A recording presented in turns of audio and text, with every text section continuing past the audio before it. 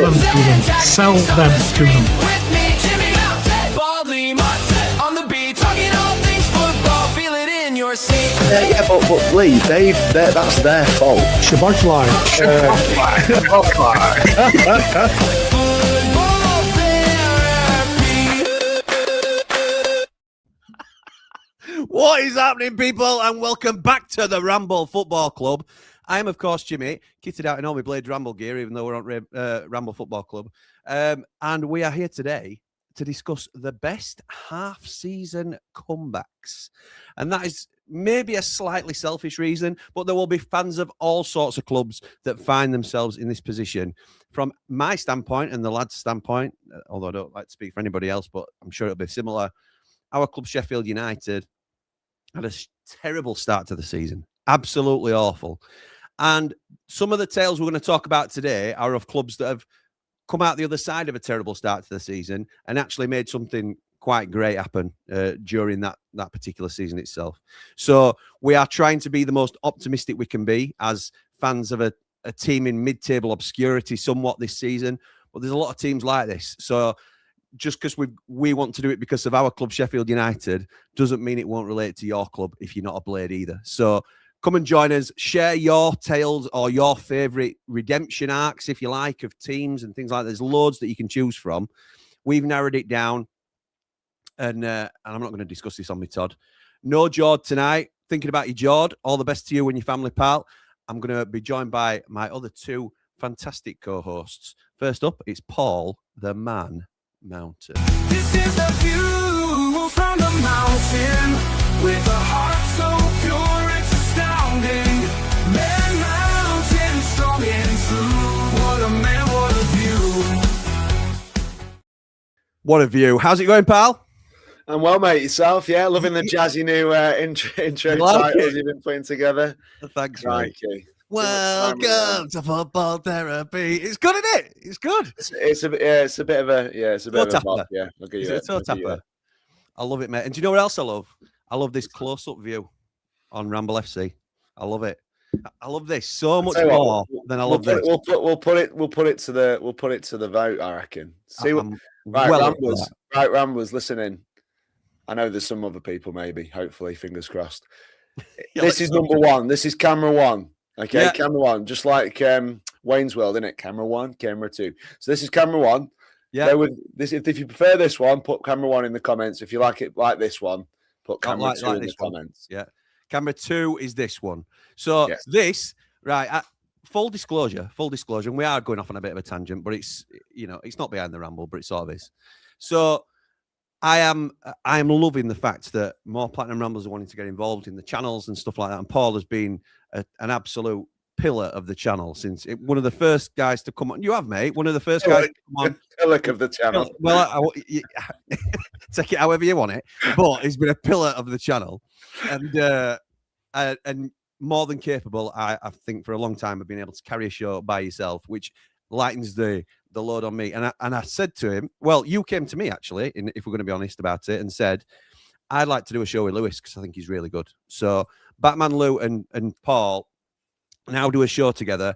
They record both on Tuesdays. One's going to go out live, and the other one we think is going to be either Thursday or Friday. We've got to work that out yet because that bit is in the backside this week, didn't it, Paul? So, because there's been a midweek game on a Wednesday where all the Premier League games have already been played, and now that's our day. But that's by the by.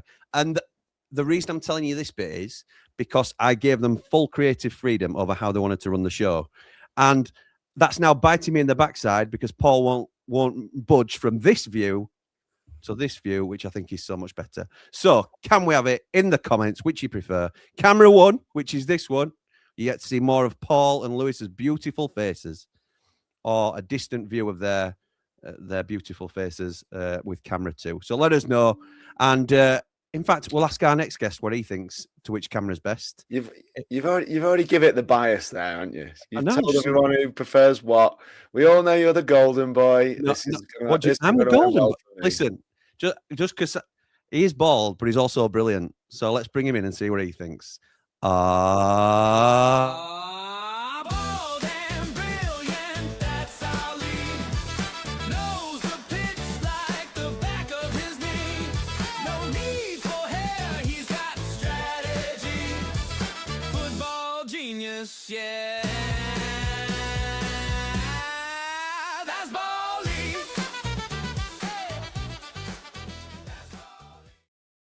That's boldly.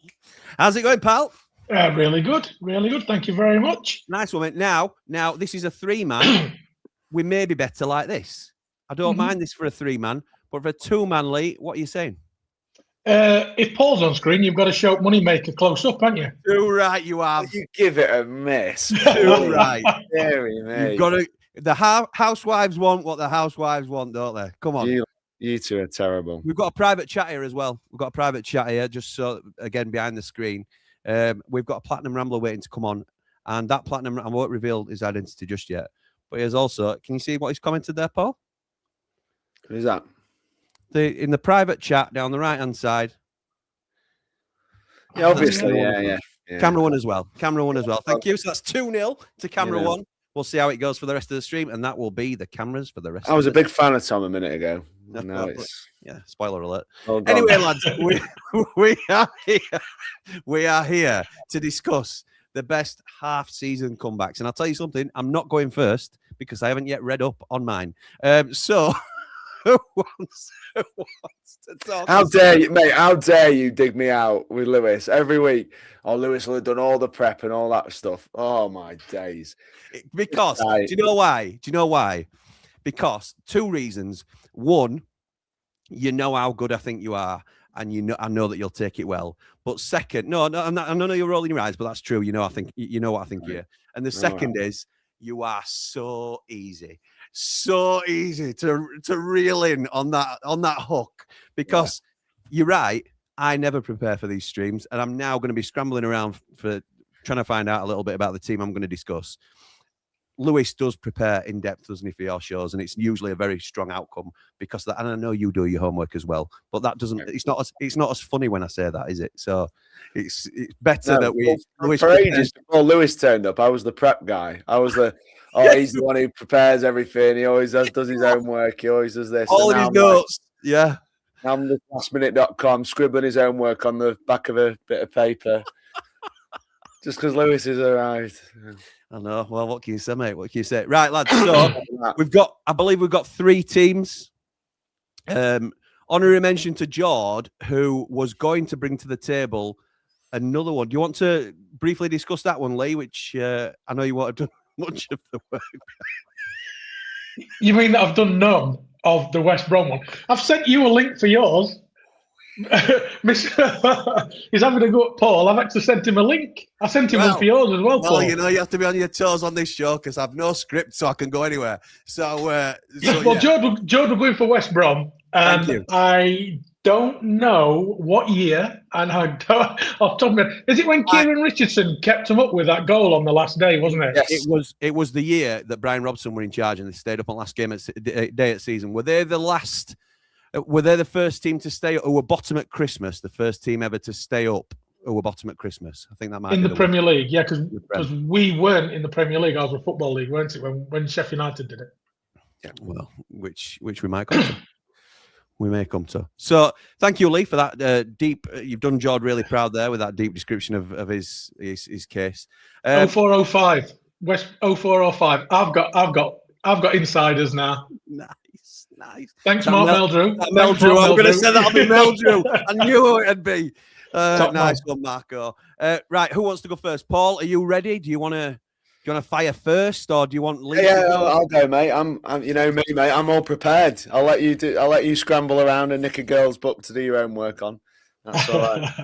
That's all right. It doesn't have to be a girl's book. Give me anybody's book. Oh, what are you doing with the cameras now? You're messing about. I was just going to bring you closer because I think people like to see you closer. Wow. Back away. Come on. Obviously, we don't hide it. I mean, we try and be a bit more neutral on this channel with regards to the content on Ramble FC. But me and Jim obviously can't be bothered to change our background. Lee's doing all right. It's one of them. But I want to take everybody back to the 22nd of December 1990, when I was a young man, a very, very young man of what would I be there? 8 years old at the time. Giving away too much, Anna. I was younger than that. Yeah, well, I know you were. Yeah, you were still sucking your thumb and whatever, 6.5. Oh, doing that at 15 though, that's problems. Lee, Lee had 2 kids and a mortgage by then. About that. A mortgage, yeah, but no kids at that point. So the 17th game of the season, Sheffield United scratching around at the basement of the what was then the first division. It was the year before the Premier League kicked in, and we welcomed a very strong Notts Forest team to Bramall Lane. Who was full of players who we full of famous names, lots of people who went on to have big careers, people like Des Walker. Roy Keane was still there and scored on the day as well. Stuart Pearce also scored, believe it or not, from left back, outside of the boot, curler into the corner. Sheffield United also with some familiar faces. Oh, I should mention Jemson and Brian Laws as well, but I didn't really want to. I should do. For all them, the Unitedites. Just because we won, I'll mention them. A team including Chris Wilder, Simon Tracy in goal. And they went 1-0 up against Notts Forest. A long throw from Vinnie Jones, no less, film star and ex-Sheffield United record. Gets sent off in 10 seconds, man that he was. He had a hell of a long throw back before long throws were the fashion. Yes, he did. And the goalkeeper, Mark Crossley, where people will see him doing impressions of Cloughie like every 20 minutes on the internet. Wow. He dropped it. There was a long throw. He fumbled it. Ball got squared, and it was Ian Bryson who slid in to get United into the lead just at the start of the second half. And literally with that, Roy Keane grabs the ball by the arms, marches straight up the other end, smashes one in past Tracy, no chance. They then score again very, very quickly through Stuart Pearce to make it 2-1. Bryson then with a really good ball from the right hand side by Carl Bradshaw, the famous Carl Bradshaw. That is, crosses the ball in. Ian Bryson with an absolutely brilliant header, like really good. Somewhere near the penalty spot, like bang, like this, and he's put it in the far corner. Really, really good header, and he does his little arm twist as he celebrates as well. I always remember that one really well. And finally, we're about halfway through the second half, so all these goals come in about a 20-25 minute period. So it's like a game of basketball. Brian Dean rises, barely celebrates because he just thinks, well, they're going to go and score themselves again in a minute. But that's how it finished. And United picked up their first 3 points of the season to put them on 7 points on December the 22nd. Wow.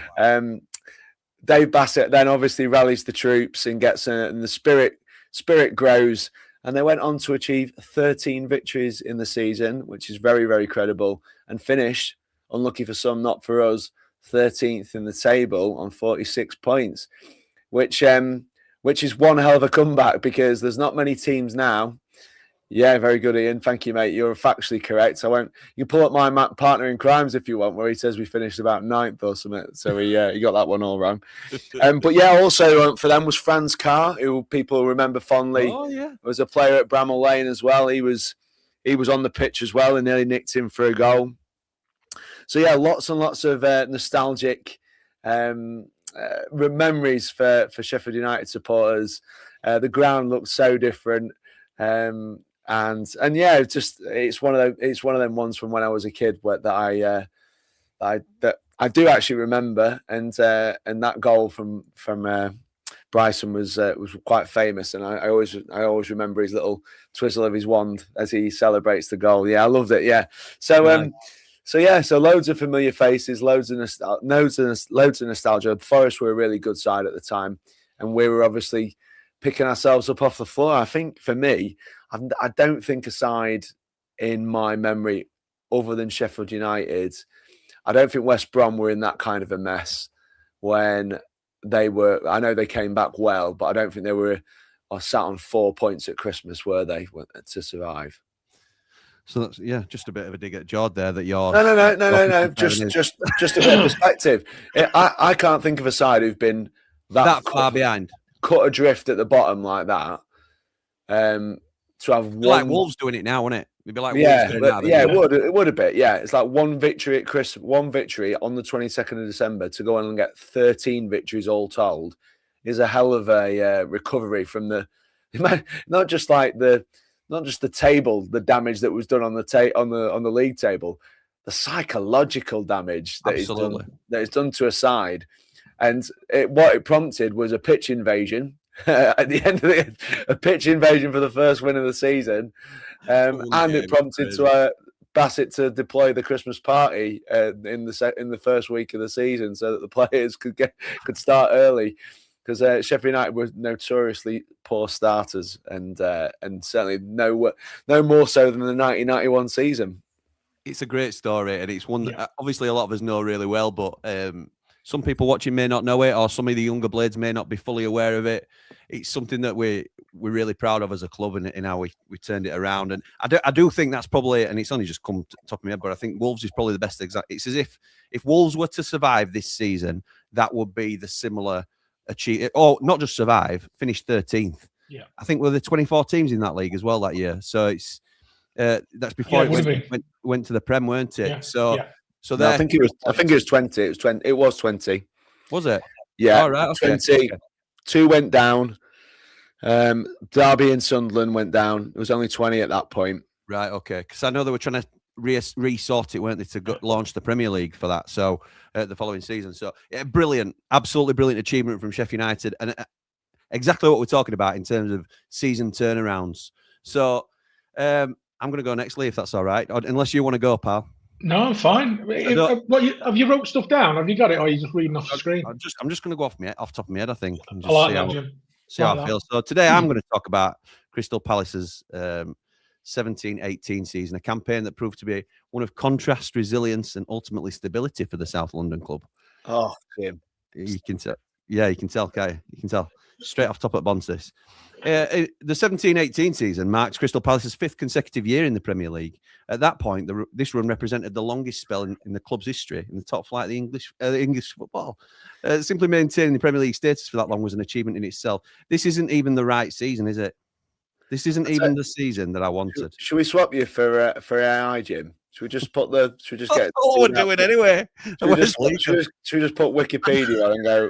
I don't know if Lee's gone completely. But I'll tell you what, he's gone in disgust. That's what he's done. He's gone in disgust at what he's hearing. How does this happen every week, by the way? Lee, the IT man, the senior IT specialist, is the only one that religiously cannot stay on stream. I know we all have issues. Don't get me wrong, me especially. But if you put the close-up view on, mate, it does look a bit like Lee. That circle that is. Oh, he's back. He's back. For some reason, my camera's gone. I don't know why. Is this a new laptop, mate? How's it going? It is a new laptop, and it was working absolutely fantastic. Unbelievable. Lee, honestly, mate. Oh, God. It's actually saying it's StreamYard, not me, to be honest. Come on, Lee. Behave yourself. Oh, yeah. Well, I'm telling you. What an egg. What a good egg. What a good egg. Buzzing. Yeah. So I'll pass over to you, Lee, to be honest. I mean, I wanted to, whether you're still there or not, or whether you could. Well, it's best I've looked for a long time anyway. So it's a new Housewives' favourite here. I'll do it from behind a camera that doesn't seem to be working on my new laptop. Anyway, mine's all about the 2010-2011 Stevenage FC season. So this is the first season in the Football League where they competed in League Two after they'd won the National Conference. They'd been in the conference for 16 years, and it was the 3rd year that Graham Wesley had been in charge. Do you remember him, Graham Wesley? I do, but I can't take you seriously. We know camera. I can't understand why it's gone. Anyway, moving on. Look, professionalism. Just keep going. Yeah, absolutely, mate. Absolutely. This time next year, Rodders. Anyway, so Stevenage, they recorded just 1 league win from the first 7 league fixtures, similar to a team we're not too far away from, and suffered really bad from inconsistency in first half at league campaign. Following 4 defeats in 6 games in December and January 2010 to 2011, Stevenage found themselves in 18th position, 4 points above the relegation zone. However, during a congested period throughout February and March, Stevenage was 9 out of 11 games, propelling the club up the league and into the playoffs. So this included winning 6 games on the trot. A 3-3 draw on the last day of the season against Bury confirmed Stevenage's place in the playoffs, finishing 6th with 69 points. This meant that they faced 5th-placed Accrington Stanley over 2 legs, which they won 3-0 on aggregate. Exactly. In the final at Old Trafford, they took on Torquay, and they won 1-0. Jord Motson scored just before half-time. Is he still Portsmouth manager? Yes. Yeah. That meant Stevenage would play in League One during 2011-2012 for the first time in their history. Also that year, Stevenage reached the 4th round of the FA Cup, only the 2nd time in their history. The cup run included MK Dons on penalties, as well as AFC Wimbledon as well. So both of those teams that hate each other. They were drawn against Premier League Newcastle United in the 3rd round and beat them 3-1, becoming only the 3rd team in the 4th tier ever of English football to beat a Premier League side. And then Stevenage lost in the 4th round to Reading, who were in the Championship at the side. So a season from nothing to where they did really, really well. They came through and got promoted into League One. I do remember them having a really strong season. I don't. When you mentioned you were going to talk about Stevenage, I couldn't pick it. But then as soon as you said Graham Wesley, nobody could, Jim. No, I know, but that's why he's picked it, and I think that's good because it's not something that immediately springs to mind. But I remember Graham Wesley being really well thought of in a lot of respects in terms of he's done a good job there. But he was a very unpopular manager, certainly a lot of players as well, weren't he, in terms of some of his methods and the football that he played was seen to be really sort of uninspiring and quite dirty and, you know, boring at times and things. So it's just no need for that, Dave Morwood.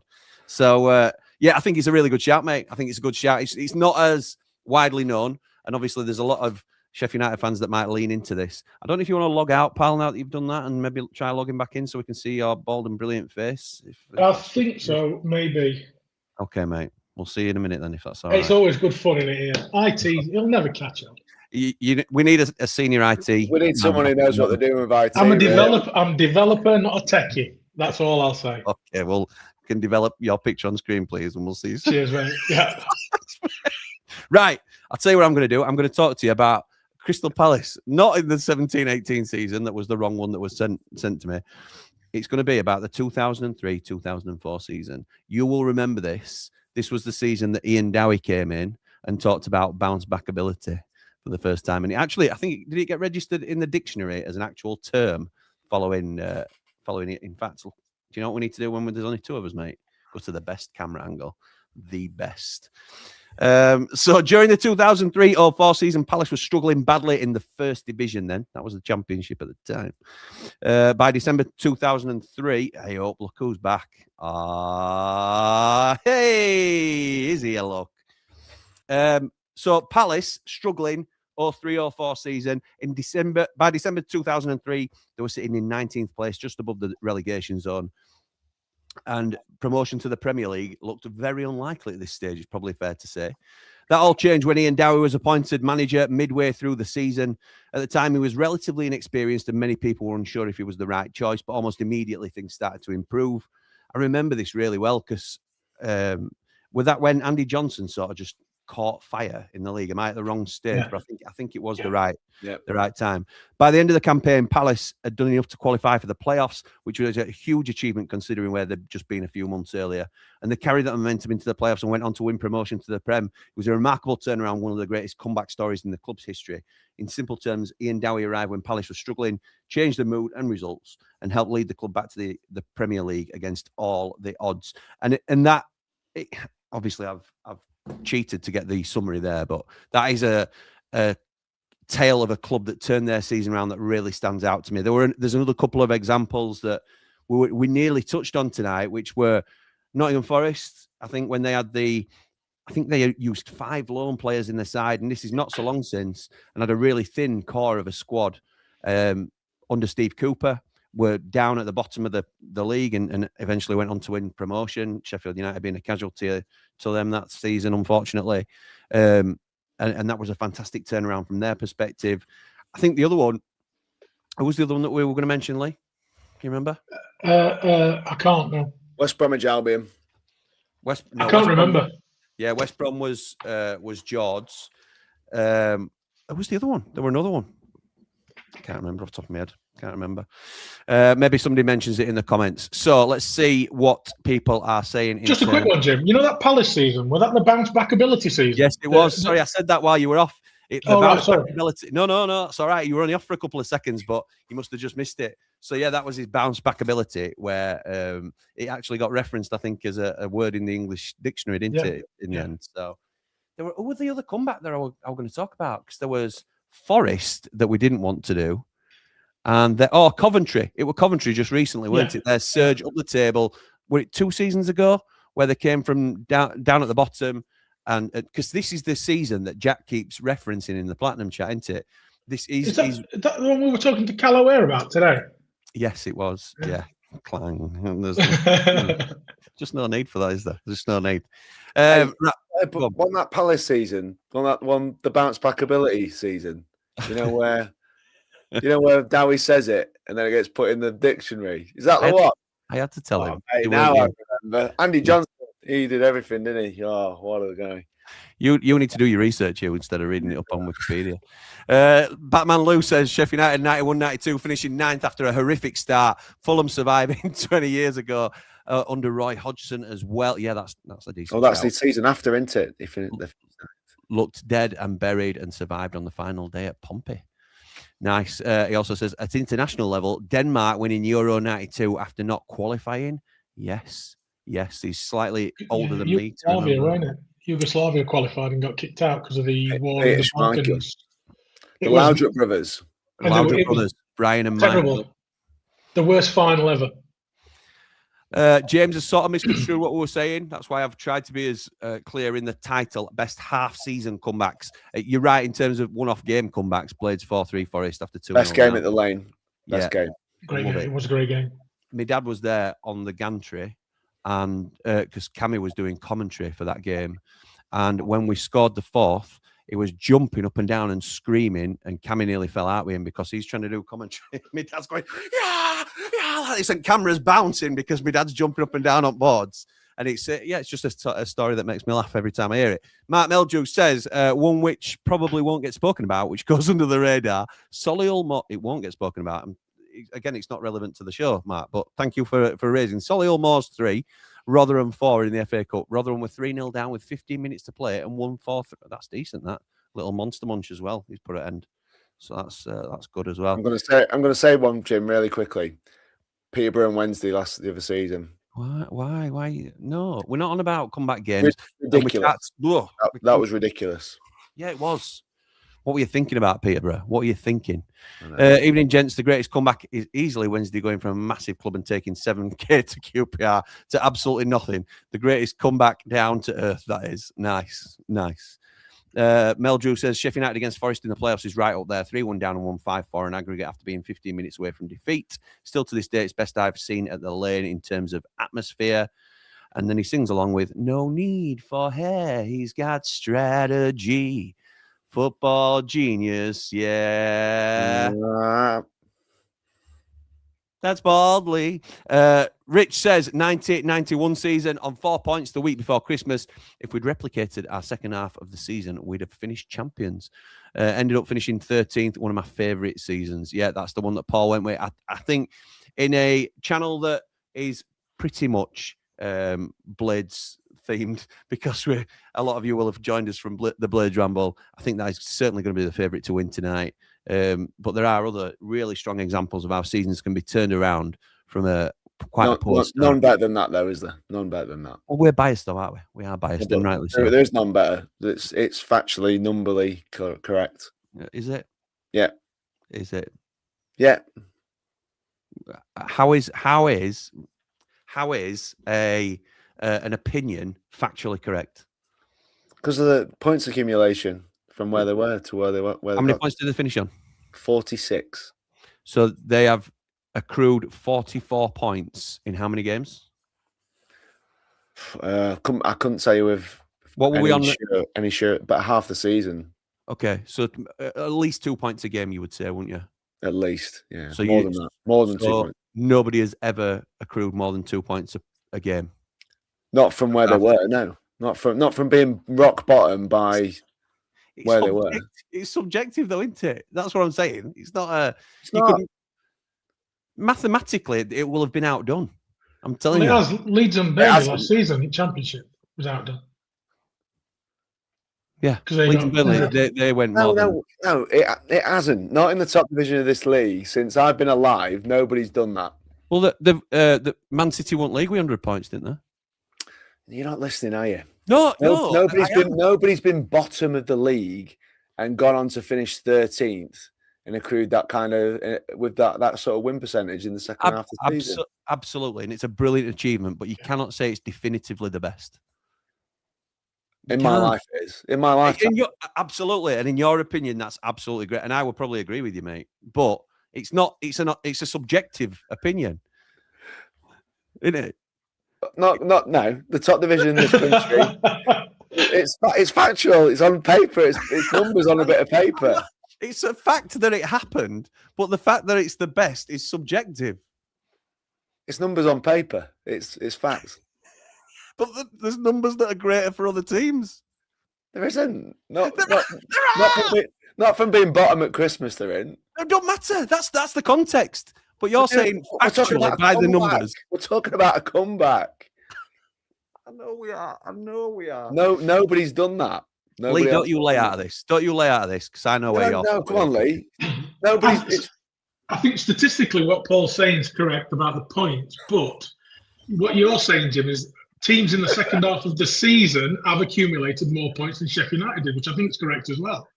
But what Paul's saying from the position that Sheffield United was in, yes, no team has accumulated more, which it would be because it would have been a top six side that's accumulated more than 44, won't it? Looking at when you think about 44 points in the second half of the season's possibly going to put you above 60, 70 points and get you the top six in the Premier League. From that position, you're both right in what you're saying. There you go.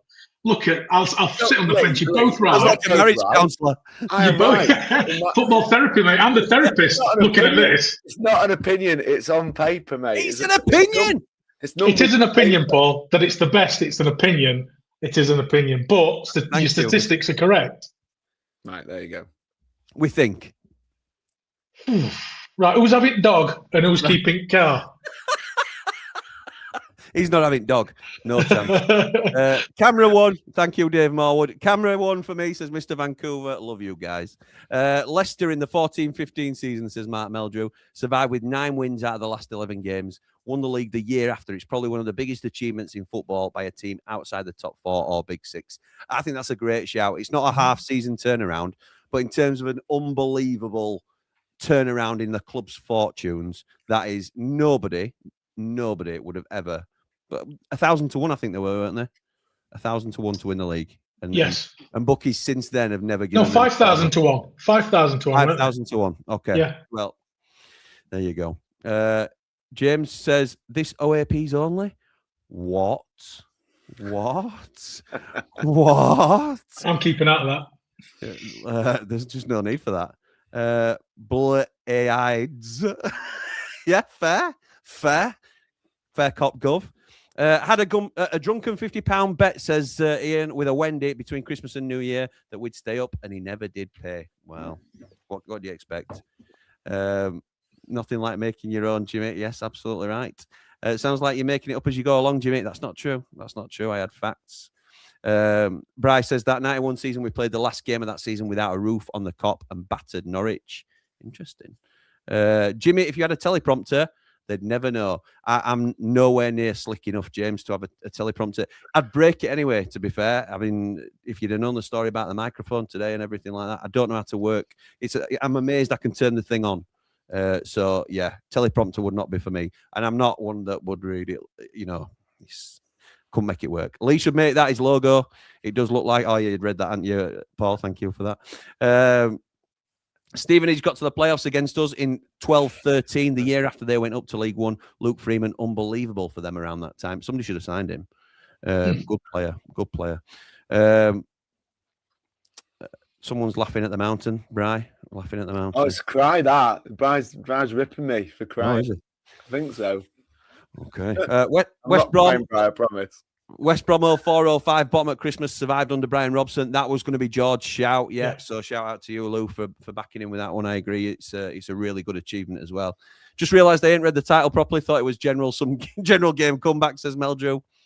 Never mind, pal. Never mind. Al says, old man here in Cornwall, just experienced my first hurricane. Not nice. Up the blades. Hope you're all well and safe and well, pal, and everything's as it needs to be. I want to know now. Someone smart, work it out. Work what out? I think that must be about Paul's points. Yes. Could that be about that? We need a table halfway through the season and at one end showing the points won. Yeah, I agree. I'm telling you now. That is it's an opinion. I think I should put that on there for Ian. Yeah, it's not subjective. It's factual. How is it subjective? It is indeed fact. There has never been in this country been a comeback like it. It's not a matter of opinion, Jimmy. It is a fact. Like black is black and white is white.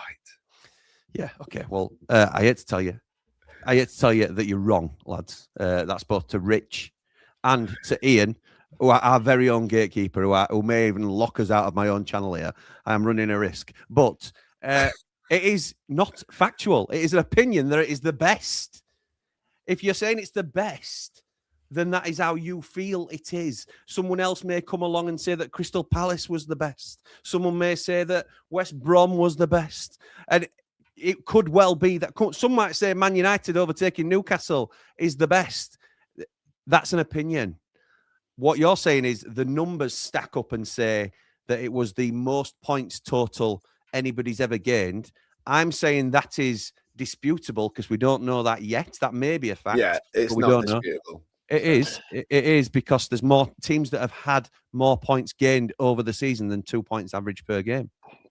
Not from bottom of the league. Well, that's the context. That's the difference, isn't it? So you're saying, and then you're adding layers of context to it. Like this is the best comeback because of where they are in the league. It's all variables. It's all part of your opinion. It's not opinion. Where were Palace? Where were Palace when they got promoted? They were 19th in first division. I'm not bothered. It's a different story. I'm not bothered like that. How many points did they accrue to get to the playoffs? I'm saying, in terms of Premier League survival, being bottom and accruing that number of points, so Palace were 19th. Is the best the team has done in the second half of the season. They were 19th in my life. In my life, December 2003, and they finished in the playoffs and got promoted to the Premier League. They may have got more than 2 points a game. They've clawed more positions than Sheffield United. They've gained more positions. Surviving in the Premier League, Jim. It's the best survival story. That's what I'm saying. The Premier League at that stage was not the same level as it went on to be with superstars in it. Like, mate, that's like 1,000 variables just chucked into exactly right. 1,000 things in a mixer and see what happens. Correct, because it's an opinion. It's not an opinion. It's an opinion. It's money in the bank. It's fact. It's numbers on a sheet of paper. That's what it is. Speaking of money in the bank, thank you to Rich. We sent $4.99, which I was very grateful for, and I still am, even though he's followed it up with. That's for a book I've seen on Amazon explaining the differences between subjective and objective, Jimmy. It's just no need, is there? Thank you, Rich. Can we lock him out of his own channel, Ian? No, there's no need for that. There's no need for that sort of discussion. So get it in the comments. Which is subjectively the best comeback of all time, which in your opinion is the best comeback of all time in the half season. Paul, I'm not going to bow to this, I'm afraid. Mate, you tell me I'm nibbling. Listen. you got your dinner. You got your dinner there as well.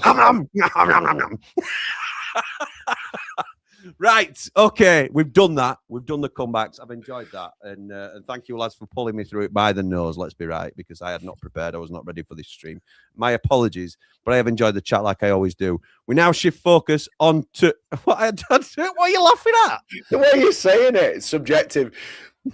I mean, I've enjoyed the chat like I always do. Now let's bang on with it. No, I'm not saying it I'm like really that. looking forward to the next bit. Bang, what's next? Come on.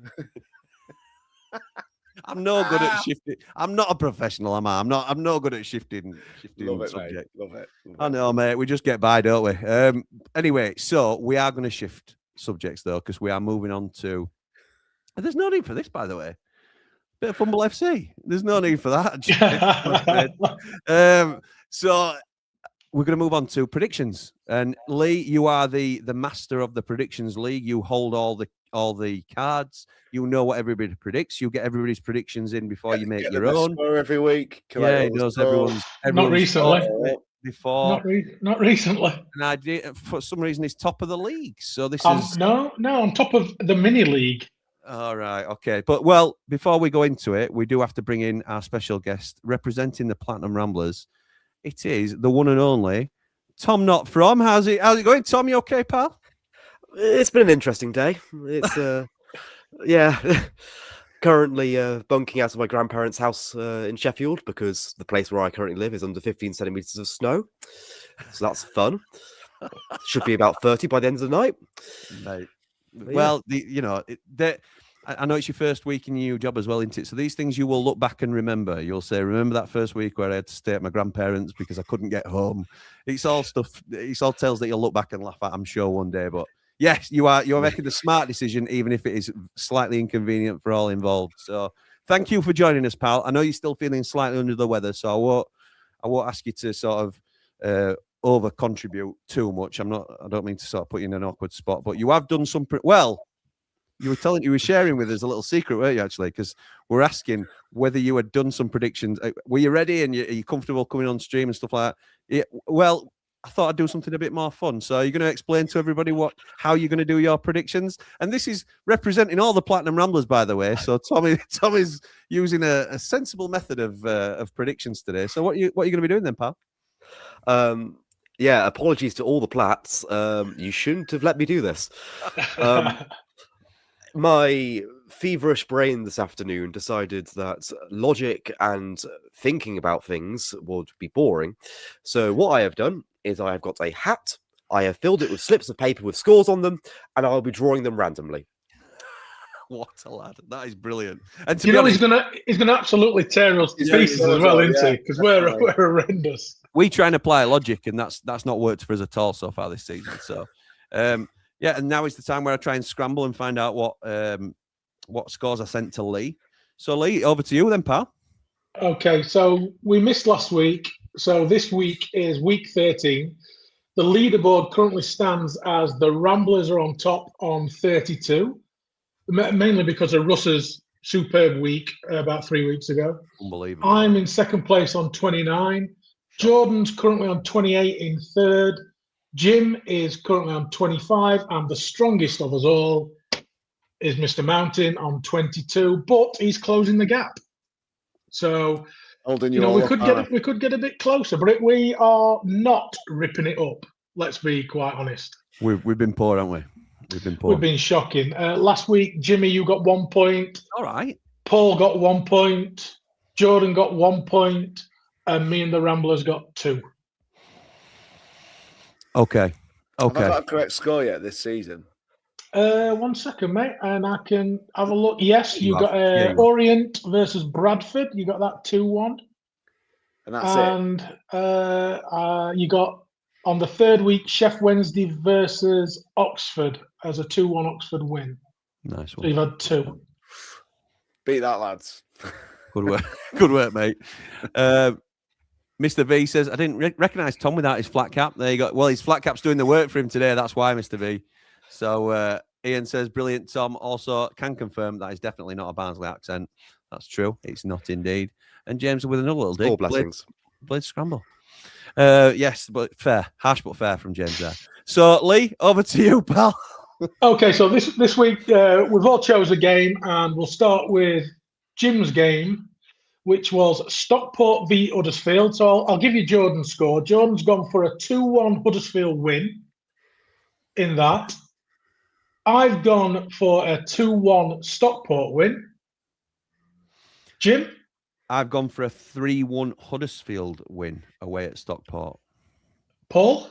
A 3-1 Stockport win. Like that, Paul. It's definitely going to be a draw now, isn't it? Yeah, and none of us get a point, yeah. And Tom, lucky dip? Hold on. Oh. 7-4 to Stockport. I have 0-0 with Huddersfield winning away on penalties. Huddersfield winning away on penalties. No, it's a League One game, I believe. We might as well stick his mortgage on that. That's good one. To be fair, I didn't know if some of them were going to be FA Cup ties, some of them were going to be league ties. There are some FA Cup ties, so I love the fact that you've just thrown in who some away team wins on penalties or something like that, because it's not going to happen because it's in the league, but it might have happened in one of the fixtures coming up. So nice. Take a 0-0. So I don't think anybody's ever had a 0-0 actually. I don't think anybody's ever put a 0-0 score forward. Well, that'll be the first one. Well, so maybe we ought to pull it out or not. Maybe. Yeah. So like a goalie standing still, never happens, does it? So the second game was Paul's pick this week, which is Spurs versus Villa. Jordan's gone for a 1-0 Villa win. I've gone for a 2-1 Villa win. Paul? I've gone 2-1 Spurs. Jim? 1 apiece. I can't see that, Jim. Sorry. And obviously, because I've gone differently. Wow. The lucky dip.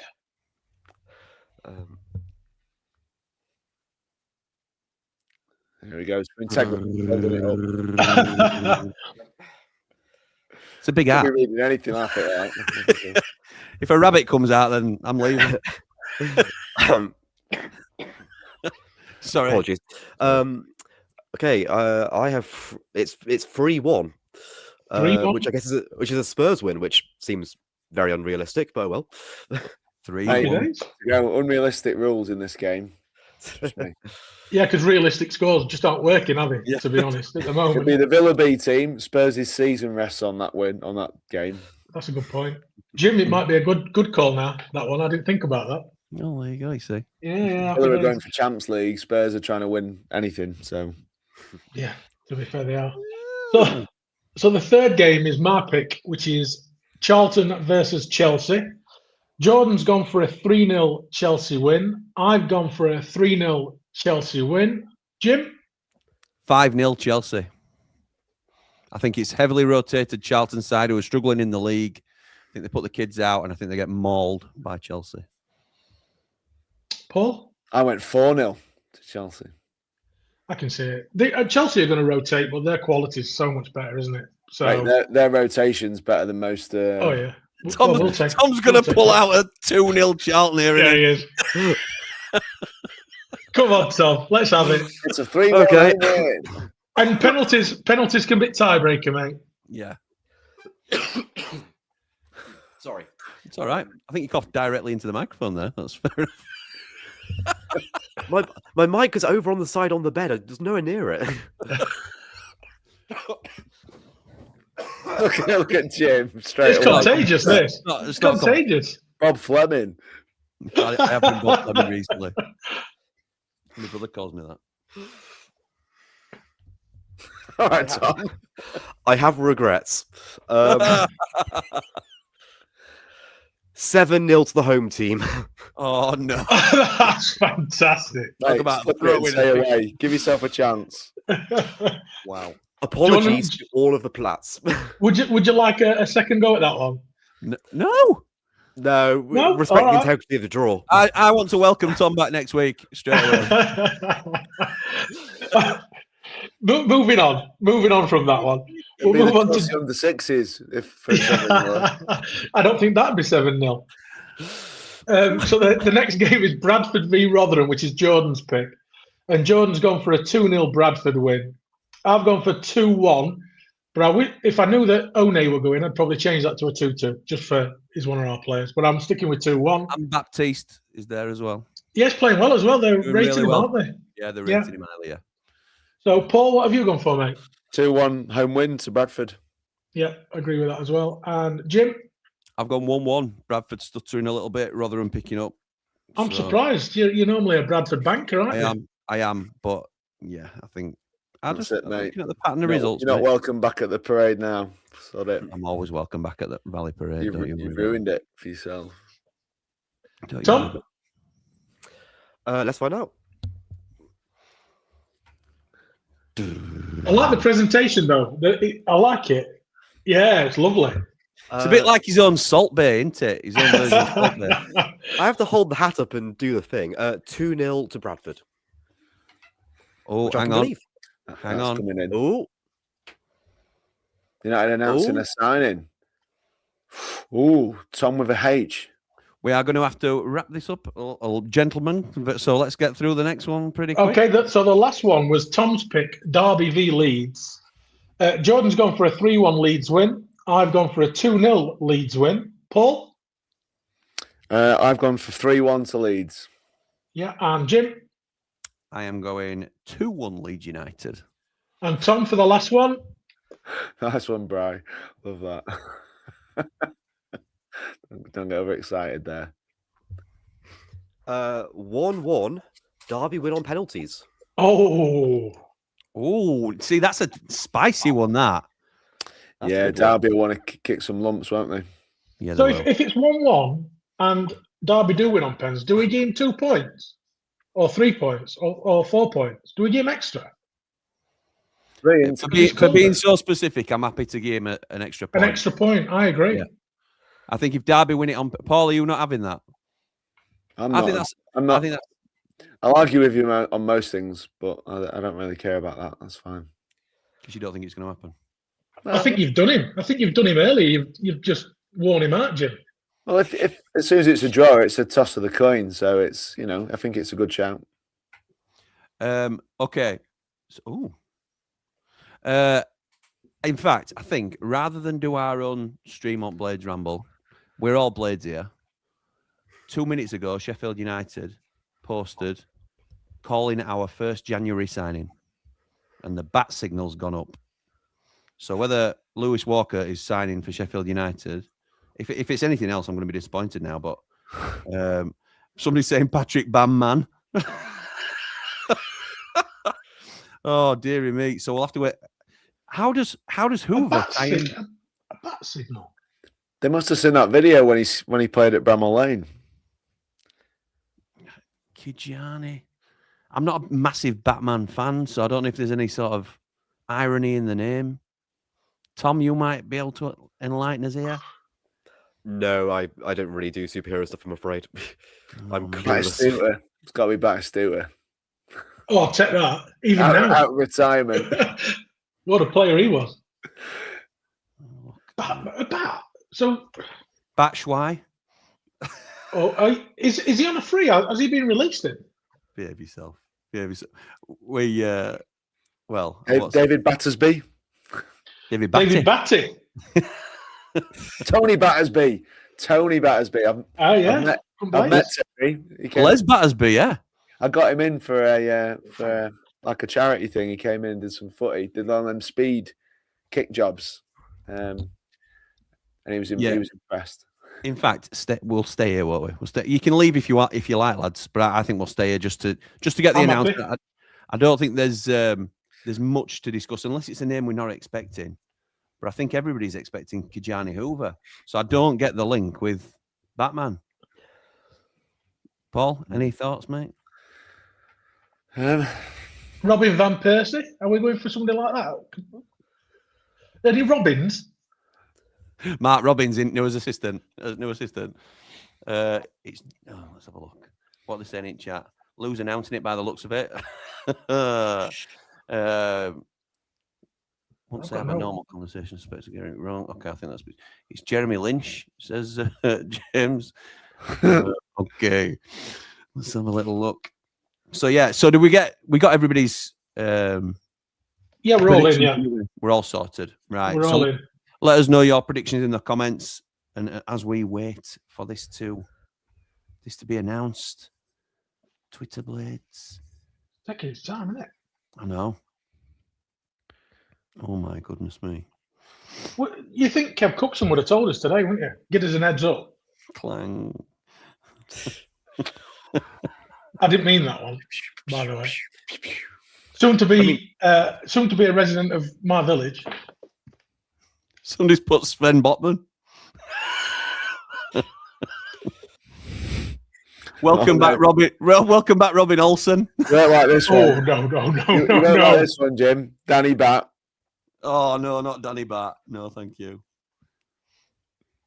Oh dearie me, Joe Kerr.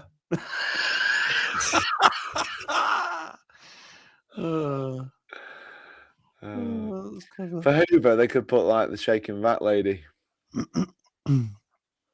Yeah, Come on, United. Why do you do this to us? Why do they do It'll be at past, right? That's It's- when they'll release it. You'd think so. You'd think so. No, they'll already be through. Them lads on football therapy are waiting for it. Let's keep them waiting. Oh, by the way, Cal, if you're watching, hi, Cal. New member of the Ramblers with his badge. He's a platinum rambler now, isn't he? An honorary rambler, Callum O'Hare. And Coops. And Coops, yeah, absolutely right. Yeah, it was good today. It was very good, mate. I enjoyed it. Pat Man. Oh, it could be. It's got to be That's Pat. Maury's put that in.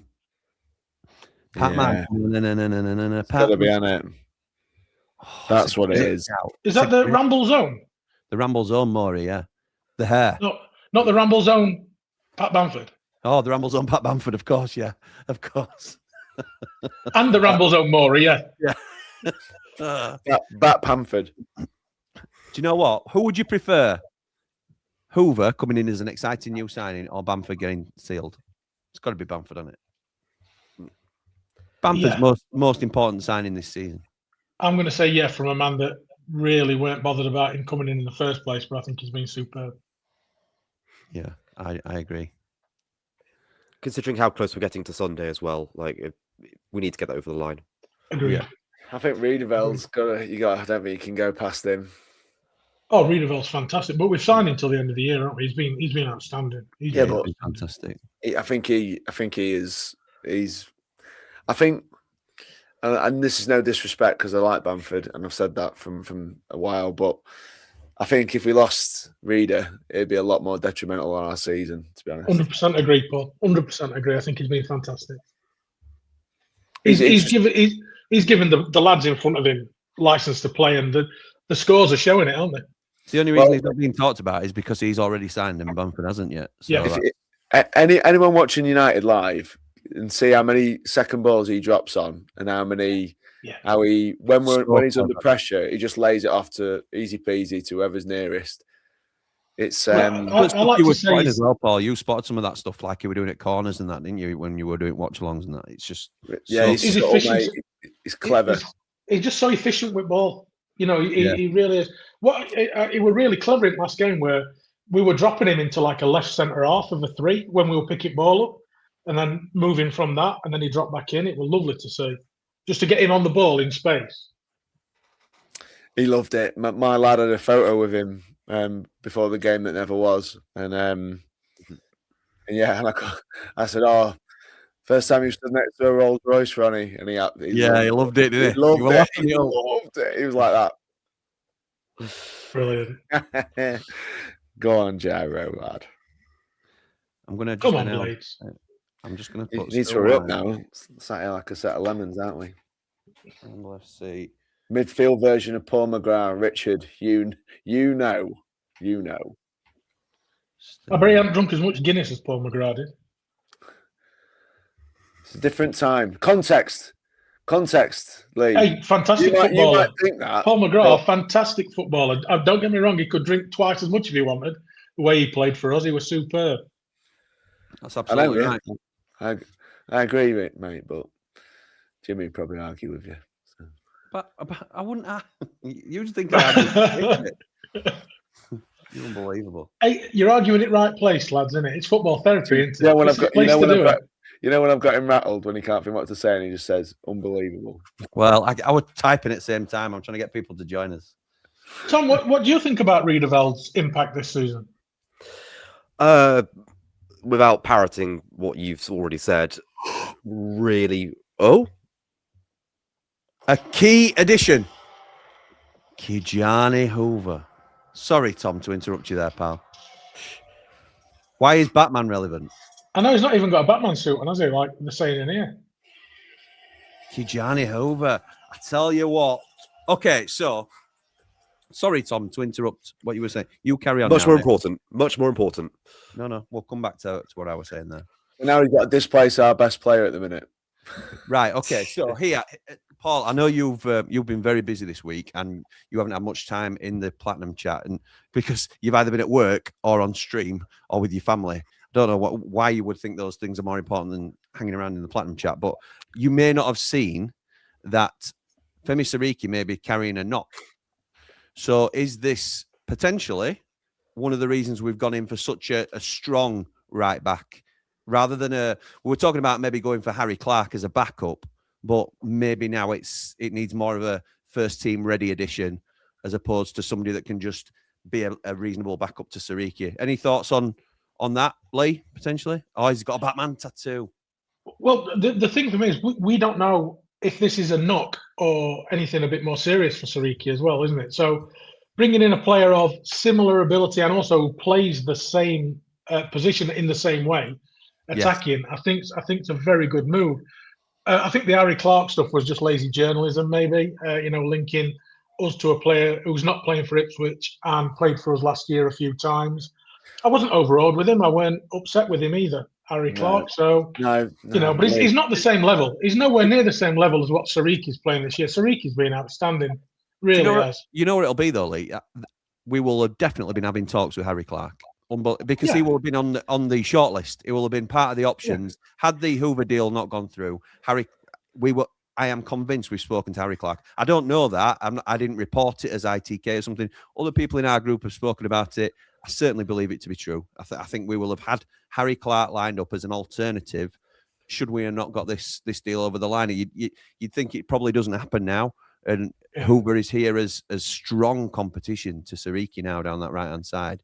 I'm gonna say I'd been really disappointed if we'd have done that, because from what we saw of him, I was really unimpressed. In fact, I think when you talk about Femi and who has got better at defending, I think Clark's a downgrade in both departments, forward and backwards. But I agree with you, Paul. But do you not see the logic in bringing in someone who is slightly lower level than your first team right back? I know you always want to get better players in, but if we'd have gone out and got somebody a level above Hoover even that immediately benches Siriki, then is that sort of counterproductive in the long run for Femi's development? You can see why they'd want to develop our own and have him as the number one. Yeah, I do. I see what you're saying, but I also think that it's good for Femi to have that caliber of competition. Also, I think Femi would be used virtually every game as a substitute if he was displaced in the team anyway for that last 20 minutes, half an hour to just tear teams to shreds on that right. There is more context to it as well. It's not just a case of I'd be happy with a downgrade. It's more a case of assessing what you've got in terms of finances as well, because Hoover will be on a lot more money than Harry Clark, for example. So, well, I'll be honest, I think Gilchrist is a much more accomplished right back than Harry Clark, in my opinion. Yeah, I'd agree with that. And he's not going in at West Brom, is he? Well, I think we might have gone for him if Chris Wilder was still manager. I do. In the summer. The fact that we changed and got the analyst in, that's the reason we didn't even look at him, I think. Yep. Yeah. So, Hoover, Tom, have you seen much of Kijani Hoover over the years? Is it somebody that you're aware of, or is it somebody you're just going to be excited to learn a little bit more about? Oh, yeah. I've spent hours and hours watching this guy. I know so much. All right. Everybody having a little pop at me tonight. Wow. Unbelievable. It's from the very limited stuff that I've seen, he looks very good. Well, again, competition, high level, we'll see where it goes. I'm going to pick an answer out of my hat and see if I can come back to you on that, actually. Yeah, I think I think it'd just be good not to put a massive amount of expectation on him. Yes, because if he's coming in with this expectation to be, a high level competition for Siriki and just to be there to push us so far forwards. Yeah. And then it turns out he doesn't mesh with the team well or something. It'd be very, very easy to just get on him quite quickly. But we'll see. I would agree. I think you've got to always be wary because we've seen him in the Championship previously, played for Stoke for a couple of seasons on loan from Wolves, and he was very good for Stoke. And I think they wanted him back at different times. We were also very close to signing him around 18 months ago. Might have been a year, but I think it was 18 months, 2 years ago, potentially. With Chris Wilder at the helm, I think, if I'm my timeline right. he failed a medical because of a shoulder injury, and then he went to Auxerre, and he played 30 games for Auxerre last season and played well by all accounts. I can't honestly say I saw him play 1 minute for Auxerre, but from the reports you read, he's done all right. So I'm not going to... Can you read French then, Jim? Well, reports would have been in French, wouldn't they? No, they get translated to English. Oh, cheers.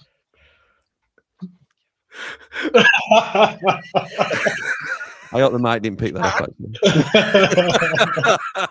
From everything you see, in your opinion, listen,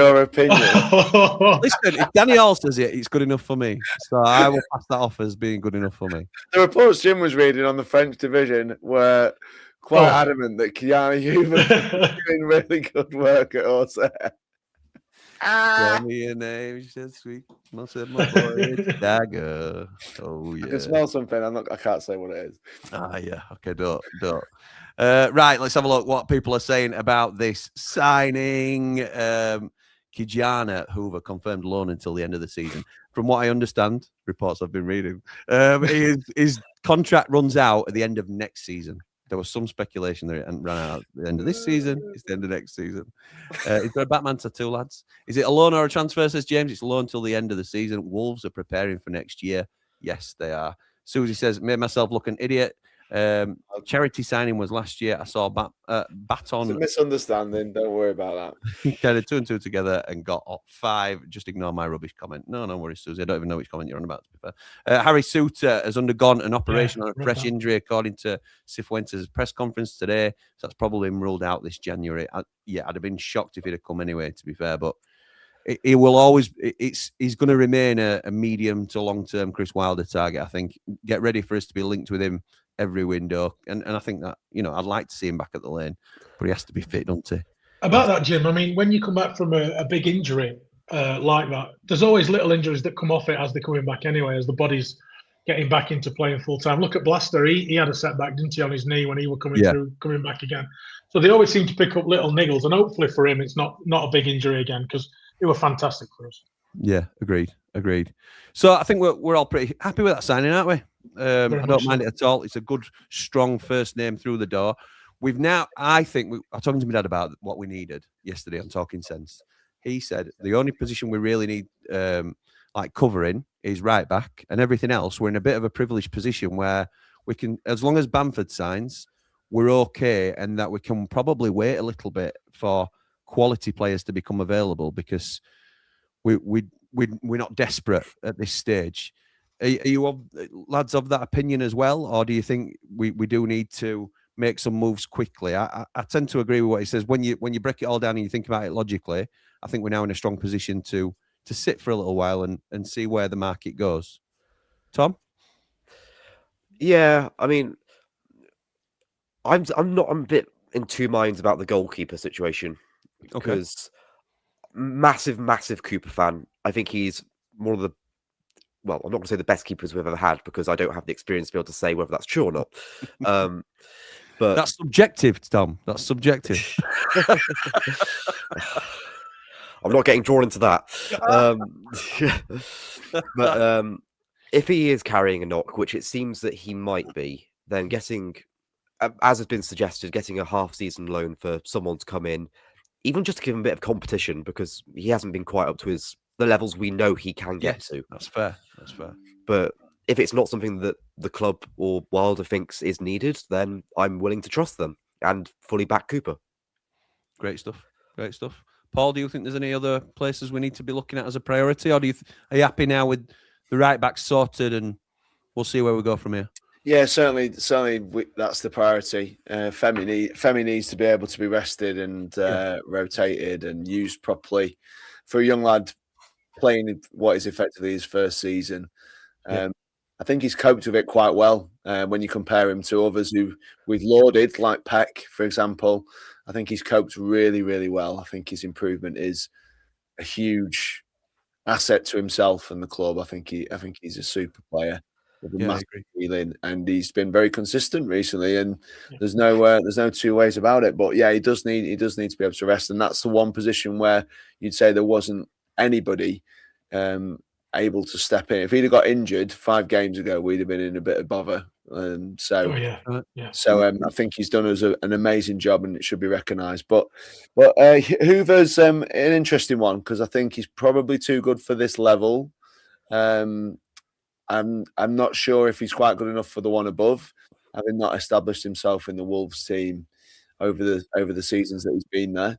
I know he's had good competition over there with the what was it, the Brazilian, I can't remember his name now. He's left now, but he was brilliant, one of their best players.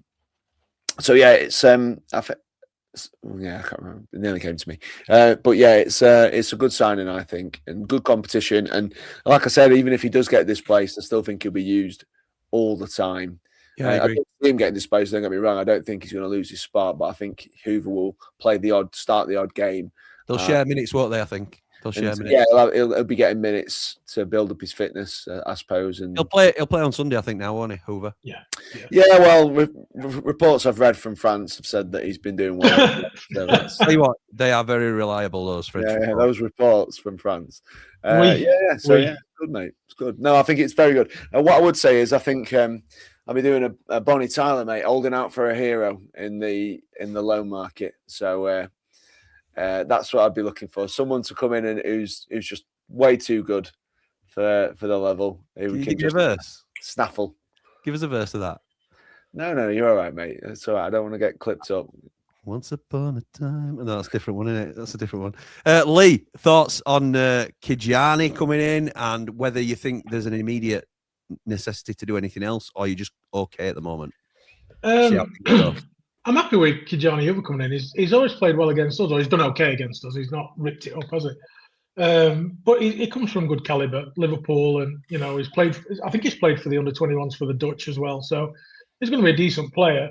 As long as he pushes Sariki, and like Paul says, give him the ability to rest, because Sariki this year has been great. He's always had the physical attributes that I know Paul loves. A strong, quick player, and we all do it, especially in the wide positions. But this year he's picked up his levels of play as well. He's been superb for us. Do I want anybody else? I'm a bit worried about Brooks still. I think he's done really well recently. His inconsistency worries me. Hopefully it's better now with the little triangle they're getting together. It's looking really good and strong down the right. Does that change with Hoover coming in? Does that change the link a little bit? Who knows? I don't know. Chong's not shown anything, or Benny's not shown anything. So them two are just squad men at the moment. Okay. And I just think, do we need another wide man who can play both sides? Because also we may have to react to losing a player. Maybe if an offer comes in for somebody like Gus that's good enough, and we might need to react to that. So if we sign Bamford, we've got no major need. I would say, like your dad said, I do agree with him. But if something pops up, like a Dan Neil, it'd be worth taking on, or a wide man who's good enough for us and this level. The goalkeeper, I'd love a goalkeeper that could push Cooper without displacing Cooper, if you understand what I mean by like we were talking about a few weeks ago, and I'm sure Paul's brought it up as well. The guy who's just gone to Bournemouth as number 2, Fraser Forster, would have been perfect, or a Begovic who's at Leicester as a number 2, that type of player. Yeah, you're comfortable with doing a couple of games for you. And it's harsh on Davies but he's always been a backup, hasn't he? And the last game he played, he didn't perform well, and you're only as good as your last game. And he'll play as well, won't he? I think I'd be surprised if he didn't start against Mansfield. Yeah. So it would be an idea to give Faxon a game. But they won't, obviously, just to see if he could get put out on loan. Yeah. Because your number 3 might, if it's an under 21 like Faxon, you might as well be an under 19, haven't it? Or an under 20 or an under 21 if it's a number 3. Nobody's expecting Faxon to get a minute in first team either this year in the league. So get him down to League 2. Get him to Chesterfield or whoever, Notts County or whatever, you know what I mean? I just want to say thank you again to Rich, who's just pushed another $4.99 our way. Very much appreciated, pal. Thank you so much. That's very generous of you. And he says that's French to English phrase. I don't need it. You can tell that I know what all the French reports are saying. So thank you. Can't send him back, James. In terms of Ogbenny, that's what. Yes, we can, as long as he can only play for Ipswich. Yeah. Yeah, we can terminate it. Every loan can be terminated with the right financial compensation, but it's whether it will be worth our while to send him back. Yeah. I'm conscious that Tom's battery is about to die. I don't want him to just leave without being able to set her. So 2%. we'll call it there. Thank you to everybody for joining us. Thank you, lads, for being on and stopping on a little bit longer as well than expected. So. And thanks for all your prep that you did that I did not do. Many apologies. I'll try and get better for next time. It's been a very busy day today, I have to say. But yeah, come on. No, it's not come on, you red wires. I don't want to finish it. Up the. I don't know. When? That'll do. Up the football. Up the